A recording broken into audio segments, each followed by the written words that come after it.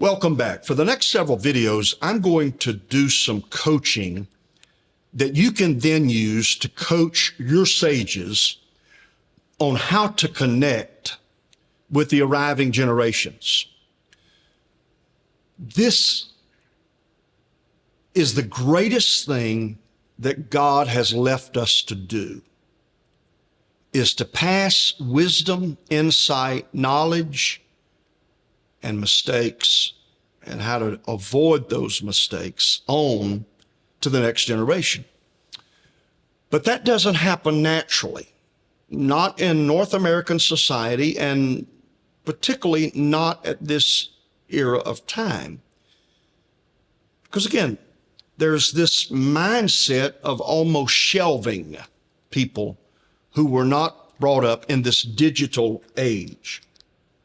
And here's the thing. I want to influence the church of 50 years from now. I've written almost 40 books that I hope still have some legs under them 50 years, 100 years, 250 years from now, if the Lord tarries. That's part of the reason for writing. But beyond that, I cannot influence people with whom I do not interact. Sure, I can influence people by a book. I can do it with a blog post. I can do it with my website. I can do it with podcast. But for most of those of the sage age, it's going to happen either one-on-one or it's going to happen in relatively small groups. We have to be the people who cause that to happen. Okay? So, I want you to think about this. We're having a sages meeting on Tuesday night, 7 o'clock. Those of you who are 55 plus, meet at the church. We're going to have a devotion. We're going to eat such and such. And it's a great time. We get there. Everybody in the room is 55 and up. We enjoy each other's company. We may influence each other. We may be a benefit to each other. We have not influenced the arriving generation. They're not there to be influenced. So there is an issue, and we're going to talk about that issue as we work through some of this. Now, what I envision is that we figure out how to change some of these things. How much does this matter? Jewish rabbis say that Abraham died the year that Jacob fled from Esau, his brother. Abraham had been alive when Jacob was a young man. Esau, a man of the fields, hunter, away from home, likely had no interest in walking with Abraham and talking with him. Jacob, a man at home, walks with his grandpa and he listens to the stories of faith and the call of God and God providing a sacrifice instead of killing Jacob's dad. And something settles into Jacob, some idea of the significance of what God was doing, and he begins to aspire to having this, that I want that kind of blessing and I want that kind of birthright. Generational transition, grandpa to grandson. That's exciting. That's wonderful. You see it with Moses influencing Joshua and Elijah, influencing Elisha and Paul, impacting Timothy and Titus and Barnabas, being such a shaper of the life of John Mark. They transitioned their experience. They transitioned their knowledge. They transitioned their insight.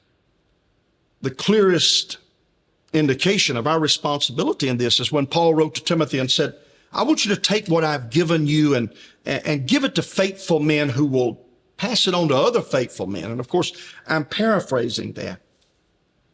There are two qualifiers in what Paul wanted Timothy to do. Number one, don't just give what I have given you to anybody, give it to faithful men. And the second qualifier is pick up on the fact that who you give it to is not going to be a Dead Sea, but they're going to pass it on to someone else. Responsibility, generations, stacking atop generations to make an impact.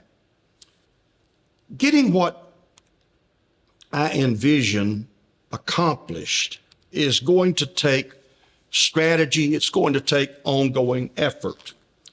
The main reason is that for at least a generation and a half, the body of Christ has created insular groups based on age, college and career, young marrieds, teens, junior high, children, sages. And those groups are ministered to. The only time the various groups come together is in a handful of worship services.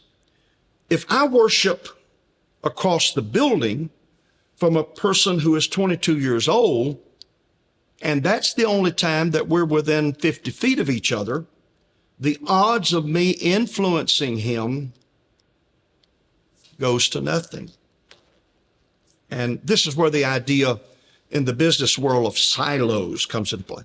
A silo is a tall structure for storing grain. Several silos may exist on an acre of farmland, but every silo is distinct. It has no connection to the silo alongside it. And in church, silo ministry happens when children's ministry operates independent of youth ministry.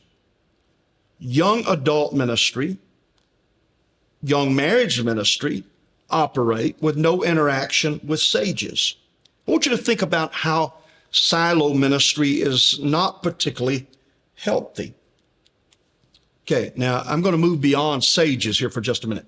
But since no consideration is given to what a 13-year-old must know as he moves into adolescence, or what he should know, with the silo approach, it is highly unlikely that the children's ministry has done as much as it might intentionally to prepare that 13-year-old for adolescence. So there is no continuity.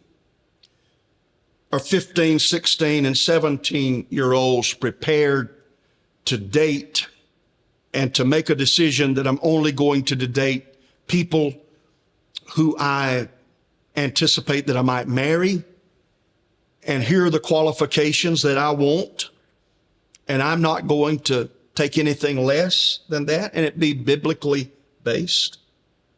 Do you see what I'm talking about?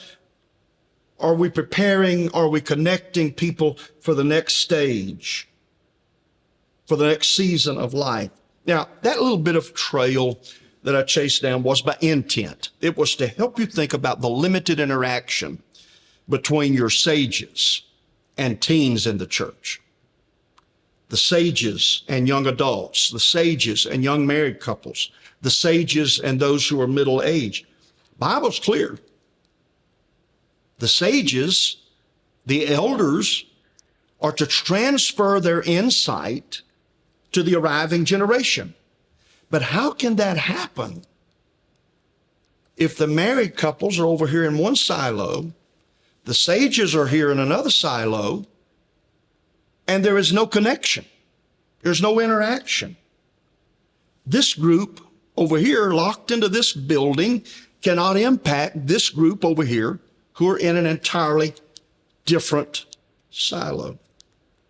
So, this is where I begin making people uncomfortable. Change. To overcome what I've described, there has to be a vision from the pastor. There has to be a vision from the sage's ministry leader as well. And then, beyond vision, there has to be an ongoing strategy. if there's not vision and then the strategy to make it intentionally happen, in other words, I'm saying if you're just hoping this takes place, it won't.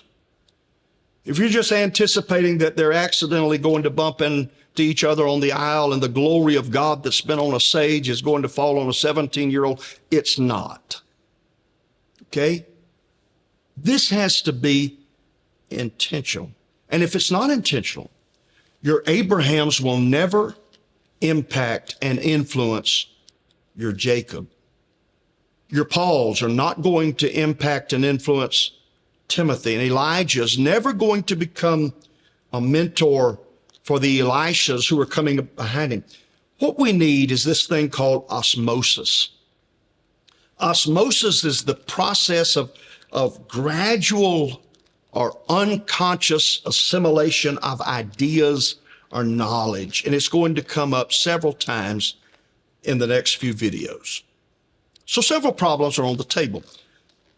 First problem is this: people 55 and up have life experience that could be a benefit to those coming behind, but those life experiences are locked away in an inaccessible library. It's not written, it's not recorded, it's simply there, but no one has access to it. Okay, second challenge. Because it's not accessible, wisdom, knowledge, and experience are not transitioned. There is no handoff from one generation to the one coming behind. Third, our ministries are generally structured in silos. There is age segregation, and never the two age groups shall meet. And the fourth, we've not understood that impact and influence and this thing, osmosis, only happens where there is intimacy and interaction. So, 4 problems on the table. If you're a leader, be thinking about solutions. Remember, you've heard somebody say that the quickest way to gain influence is to be a problem solver. Be thinking about what can be done to solve the problems. We're going to jump into it in the next video. The project, look at the 4 problems that have been brought to light, and in regard to one of those challenges, develop at least 2 possible solutions. Okay? Sages, leaders, problem solvers, let's work together. Let's get it done. See you in the next video.